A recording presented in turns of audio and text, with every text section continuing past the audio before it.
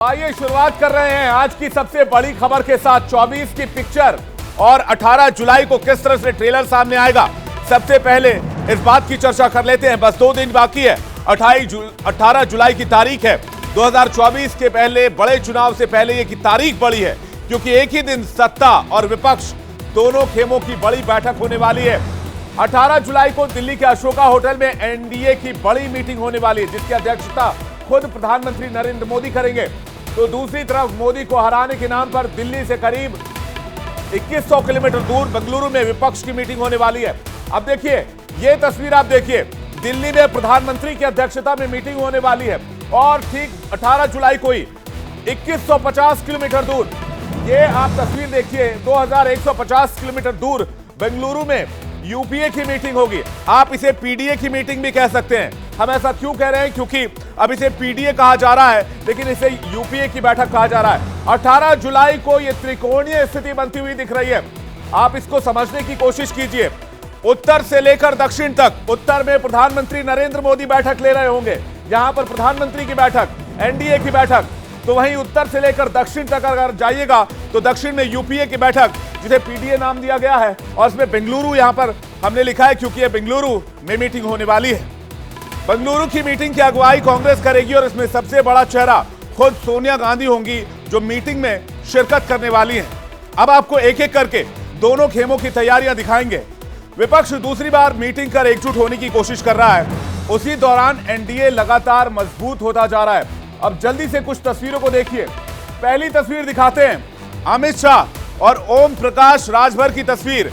हालांकि ये उसके बाद की ट्वीट है जो आपके सामने अभी हम रख रहे थे, लेकिन इस बीच ये ट्वीट देखिए, उसके पहले हमने आपको तस्वीर दिखाई।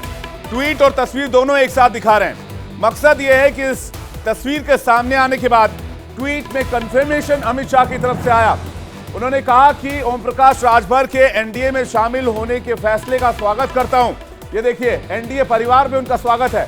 राजभर जी के आने से एनडीए का परिवार, एनडीए का कुनबा मजबूत होगा और मोदी जी के नेतृत्व में एनडीए द्वारा गरीबों और वंचितों को उनका अधिकार मिलेगा, उनको सुरक्षा मिलेगी।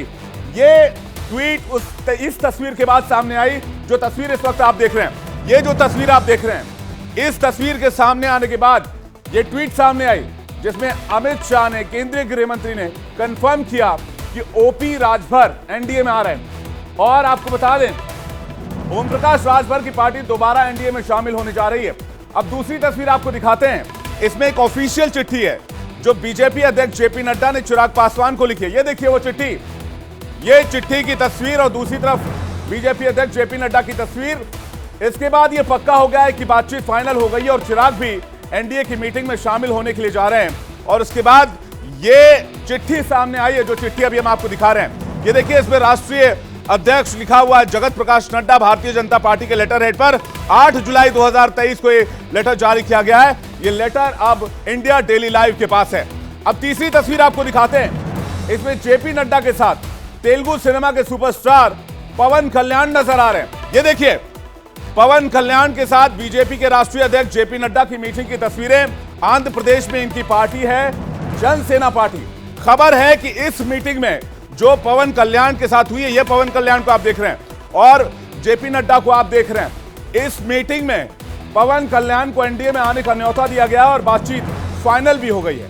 तो 3 ताजा तस्वीरें आपके सामने जो बताती हैं कैसे एनडीए बिहार, यूपी से लेकर दक्षिण तक की छोटी छोटी क्षेत्रीय पार्टियों को अपने पाले में जोड़ने का काम कर रही है और 2024 से पहले अपने कुनबे को विराट बना रही है।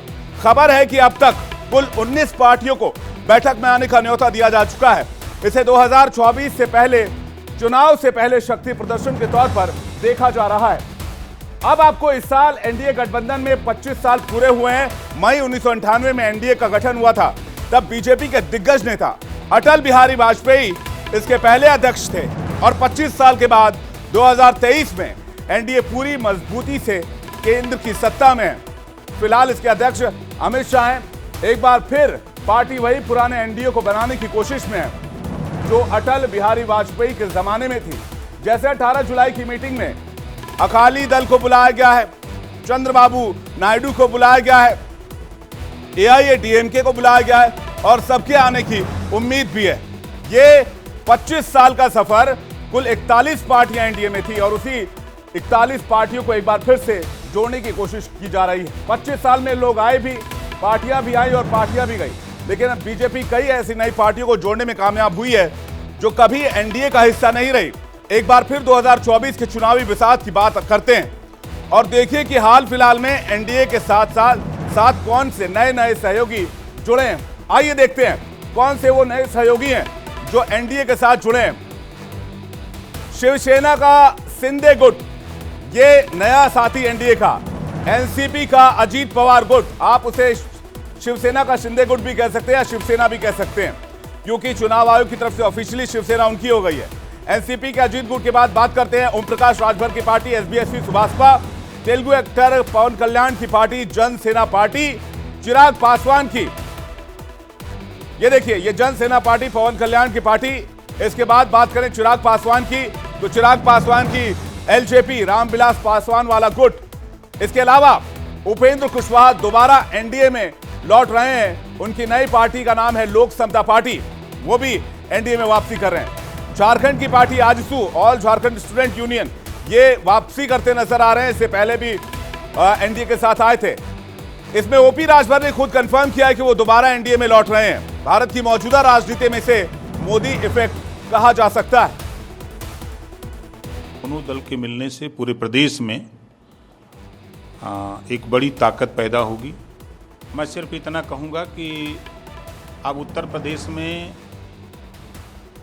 भारतीय जनता पार्टी, सुहेलदेव भारतीय समाज पार्टी और हमारे जो सहयोगी दल हैं, अब उत्तर प्रदेश में लड़ाई नाम की चीज़ कोई नहीं रह गई है। अब चाहे जो जितना बोल ले, हल्ला कर ले, चिल्ला ले, धरातल पे अब कुछ बचा नहीं है। अब भारत की मौजूदा राजनीति में मोदी इफेक्ट को भी समझिए। बस कुछ दिनों पहले 7 जुलाई को यही राजभर मायावती को पीएम उम्मीदवार बनाने की वकालत कर रहे थे। मोदी मायावती को पीएम पद की पहली पसंद बता रहे थे, लेकिन अब लगता है कि मोदी की अगुवाई में ही जीत की गारंटी इनको नजर आ रही है। जो भी हो, लेकिन राजभर की पार्टी का पूर्वांचल की कई सीटों पर असर तो है। इससे बीजेपी यूपी को मजबूती मिल सकती है, क्योंकि पार्टी 24 में मिशन 80 पर काम कर रही है और हौसला भी दिखा रही है। सुनिए बीजेपी नेता क्या दावा कर रहे हैं। भारतीय जनता पार्टी के कार्यकर्ता माननीय मोदी जी की, माननीय योगी जी की योजनाओं को लेकर जन जन में जा रहे हैं और 2024 का लोकसभा का जब चुनाव आएगा, आप देखेंगे प्रदेश में हम 80 की 80 सीटें अपने माननीय प्रदेश अध्यक्ष भूपेंद्र चौधरी जी के नेतृत्व में जीतेंगे। और ये जनता मानने लगी है कि केवल बीजेपी ही सुशासन प्रदेश को चतुर्मुखी विकास दे सकती है। और अगर यूपी में बीजेपी 80 सीटें जीत लेगी तो अंदाजा लगाइए कि बीजेपी का फाइनल नंबर क्या होगा, क्योंकि 2019 में 62 सीटें जीतकर बीजेपी ने देश भर में कुल 303 रिकॉर्ड सीटें जीती थी। लेकिन विपक्ष के खेमे में क्या चल रहा है, 18 जुलाई के शक्ति प्रदर्शन के लिए क्या तैयारियां चल रही हैं, अब उसकी बात भी कर लेते हैं। 18 जुलाई को बताएगा कि 2024 में किसकी लड़ाई होगी। 18 जुलाई की तारीख आएगी और 24 के योद्धाओं की लिस्ट लाएगी। आपको बता दें कि 18 जुलाई को 2 बैठक होने वाली, जिसका नक्शा भी अभी हमने आपको दिखाया। हमने दिखाया कि किस तरह से उत्तर में एनडीए तो दक्षिण में यूपीए यानी कि पीडीए की बैठक होने वाली है। पिछले महीने 23 तारीख को पटना में विपक्ष की बड़ी बैठक हुई थी, जिसमें कुल 15 पार्टियों के नेता शामिल हुए थे। अब 17 जुलाई और 18 जुलाई को विपक्ष के नेता बेंगलुरु में जुटने वाले हैं, जिसकी अगुवाई कांग्रेस करेगी। तस्वीरें दिखाइए पटना की बैठक की। ये देखिए पटना के बैठक की तस्वीर आप देख रहे हैं। 17 तारीख को अध्यक्ष खड़गे की ओर से रात्रि भोज कार्यक्रम है और 18 जुलाई को सभी पार्टियों के बीच बैठक की जाएगी, जो यूपीए में शामिल होना चाहते हैं या फिर यूपीए के साथी हैं या फिर पीडीए के बैठक के लिए जिनको आमंत्रित किया गया है। कांग्रेस ने यूपी में कृष्णा पटेल की पार्टी, अपना दल, कमेरावादी और तमिलनाडु की एक क्षेत्रीय पार्टी को भी न्योता भेजा है। तो कांग्रेस की ओर से कुल 26 पार्टियों को न्योता भेजा गया है। कितने पहुंचेंगे ये बड़ा सवाल है, लेकिन फिलहाल इससे जुड़ी बड़ी खबर यह है कि आम आदमी पार्टी ने भी अब बेंगलुरु की बैठक में शामिल होने का ऐलान कर दिया है। पार्टी के मन में पहले हिचकिचाहट थी, लेकिन कांग्रेस से जब दिल्ली सरकार के खिलाफ केंद्र के अध्यादेश का विरोध करने का वादा किया, तो आम आदमी पार्टी ने भी अपना वादा पूरा किया और फैसला सुना दिया। सबसे पहले कांग्रेस प्रवक्ता पवन खेड़ा ने क्या कहा, वो सुनिए। हमारा मत हमेशा स्पष्ट था, संघीय ढांचे पर कभी भी कहीं भी कोई हमला हो, वो तमिलनाडु में हो, वो बंगाल में हो या वो दिल्ली में हो, हम उसके खिलाफ हैं। और जब से ये सरकार आई है, पिछले 9 साल से संघीय ढांचे पर लगातार हमले बोले जा रहे हैं। ये संघ की विचारधारा ही ऐसी है कि संघीय ढांचे को ये लोग बर्दाश्त नहीं कर पाते। राज्यों के अपने अधिकार क्षेत्र होते हैं, उन अधिकार क्षेत्रों पर लगातार हमला सरकार करती आई। कांग्रेस ने हाथ बढ़ाया तो आम आदमी पार्टी की तरफ से भी जवाब आया। कांग्रेस के हाथ बढ़ाने के बाद आम आदमी पार्टी की ओर से राघव चड्ढा ने क्या कहा, ये आपको सुनवाते हैं।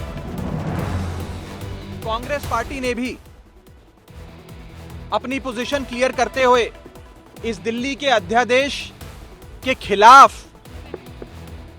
अपना स्टैंड क्लियर किया है और विरोध दर्ज कराया है।